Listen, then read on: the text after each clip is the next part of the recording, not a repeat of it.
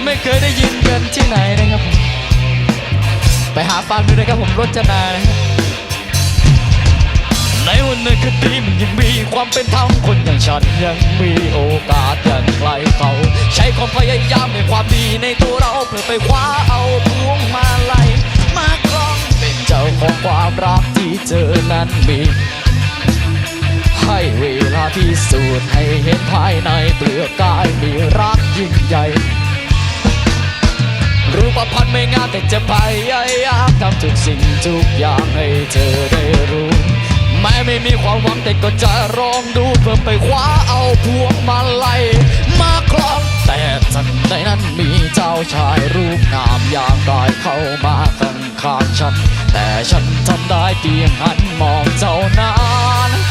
เธอยื่นมาลัยให้กับมันเอารจนาที่เลือกเขารจนาไม่เลือกเราโอ้รจนารจนาที่รักเขารจนาไม่รักเราโอ้รจนารจนาที่เลือกเขารจนาไม่เลือกเราโอ้รจนารจนาที่รักเขารจนาไม่รักเราโอ้รจนารจนาฉันมันใช่น้อป่าฉันมันใช่น้อป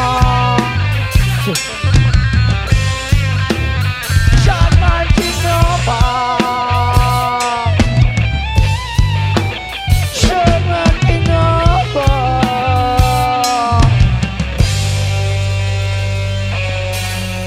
แต่บัดนั้นรถนาเรือคู่อยู่ที่กรุงสามมนคนมากมายแห่มาเป็นพยานเป็นตำนานเป็นนิทานเรื่องขานเรื่องความรักแต่ความจริงก็มักดังไม่สมดังใจหวังรถนายืนพวกมาลักสุ่มหาสามีหาผัวช่วงใจทันใดไม่คิดไม่ฝันจะเป็นอย่างนี้เธอยื่นมาลัยให้กับมันเอารจนาที่เลือกเขารจนาไม่เลือกเราโอ้รจนารจนาที่รักเขารจนาไม่รักเราโอ้รจนารจนาที่เลือกเขารจนาไม่รักเราโอ้รจนารจนาที่รักเขารจนาไม่รักเราอีรจนารจนาฉันมันคิงนอบา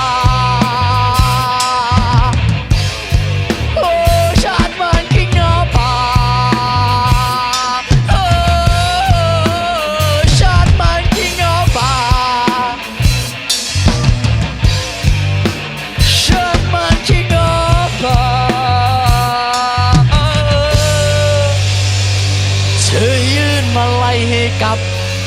มันอีดา